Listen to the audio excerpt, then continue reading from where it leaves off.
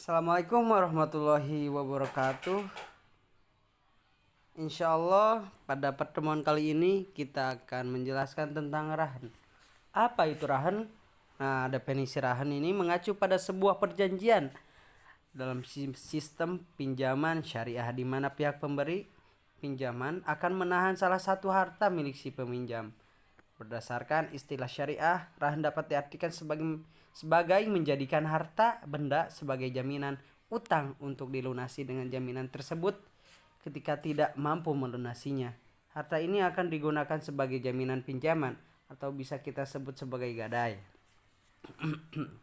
Orang yang menerima pinjaman dan menggadaikan hartanya disebut sebagai rahan.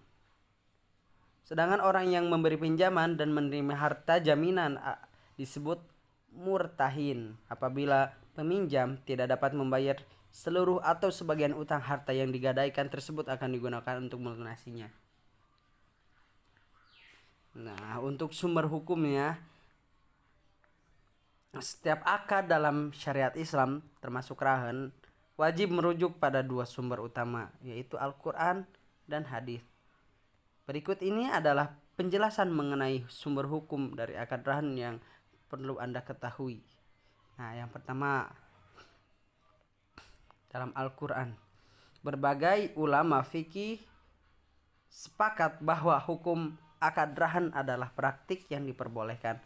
Hal ini sesuai dengan ketentuan Allah yang ada di dalam Al-Quran surat Al-Baqarah ayat 289 atau 289 yang berbunyi, jika kamu dalam perjalanan dan bermuamalah tidak secara tunai sedang kamu tidak memperoleh seorang penulis, maka hendaklah ada barang tanggungan yang dipegang oleh yang berpiutang. Akan tetapi jika sebagaimana kamu mempercayai sebagian yang lain, maka hendaklah yang dipercayai itu menunaikan amanatnya, hutangnya, dan hendaklah ia bertakwa kepada Allah, dan janganlah kamu para saksi menyembunyikan persaksian, dan siapa yang menyembunyikannya maka sesungguhnya ia adalah orang yang berdosa hatinya, dan Allah Maha mengetahui apa yang kamu kerjakan.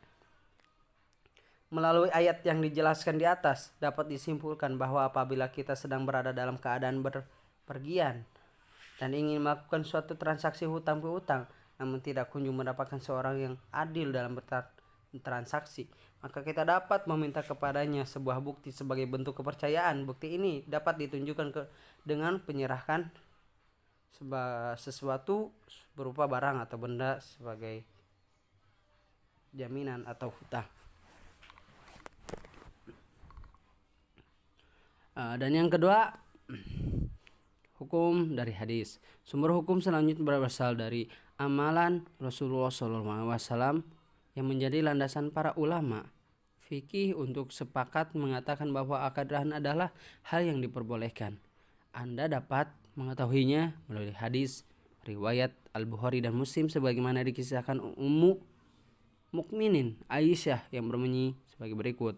Sesungguhnya Rasulullah SAW memberi dari seorang Yahudi bahan makanan dengan cara utang dan menggadaikan baju besinya. Kesepakatan para ulama mengenai akad rahan ini juga didasari pada hakikat manusia yang tidak bisa hidup sendiri tanpa adanya pertolongan dan bantuan saudaranya, termasuk dalam hal pinjam meminjam. Mungkin sekian dari saya. Wassalamualaikum warahmatullahi wabarakatuh.